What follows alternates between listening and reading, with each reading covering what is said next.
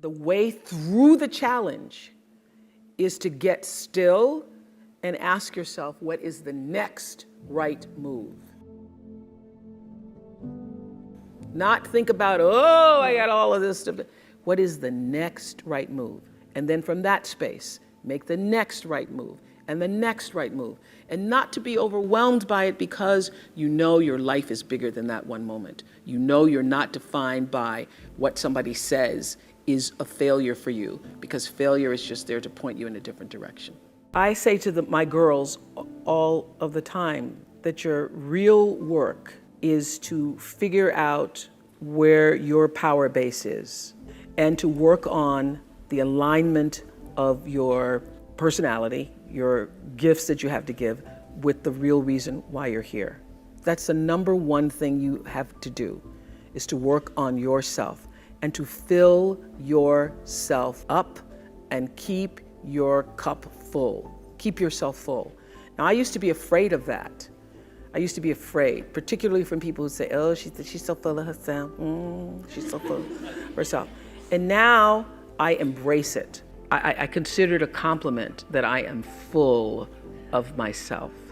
Because you only when you're full, I'm overflowing, my cup runneth over.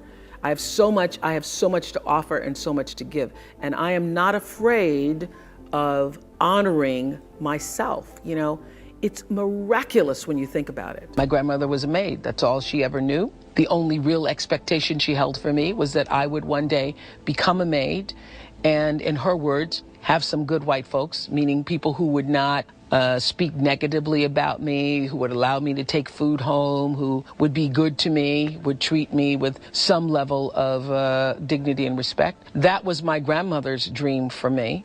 But I had another dream for myself, more than a dream. I had a belief for myself. I always understood that there really was no difference between me and the audience. At times, I might have had better shoes, but at the core of what really matters, that we are the same.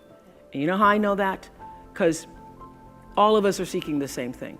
You're here at this fabulous school, and we'll go out into the world and each pursue based upon what you believe your talents are, what your skills are, maybe your gifts are, but you're seeking the same thing. Everybody wants to fulfill the highest, truest expression of yourself as a human being. That's what you're looking for. The highest, truest expression of yourself as a human being. And because I understand that if you're working in a bakery and that's where you want to be, and that may be what you've always wanted to do, is to bake pies for people or bake cakes for people or to offer your gift, then that's for you. And there's no difference between you and me, except that's your platform. That's your show every day. So my understanding of that has allowed me to reach everyone. To reach everyone. And there's no way that you wouldn't, because that's what I truly feel. My life is fueled by my being, and the being fuels the doing. So I come from a centered place. I come from a focused place. I come from compassion. It's just my nature. I come from a willingness to understand and to be understood. And I come from wanting to connect. I mean, the secret of that show for 25 years is that people could see themselves in me. All over the world, they could see themselves in me. And even as I became more and more financially successful, which was a big surprise to me, I was like, oh my God, this is so exciting. You mean you got more than that 30,000? I got more than 30,000 by the time I was 30.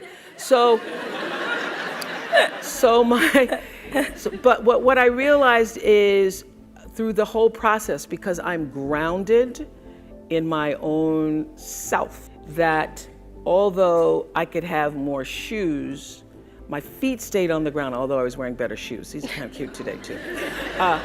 So I could keep my feet on the ground even though I could get more shoes. And I could understand that it really was because I was grounded. Was doing and continue to this day to do the consciousness work. I work at staying awake.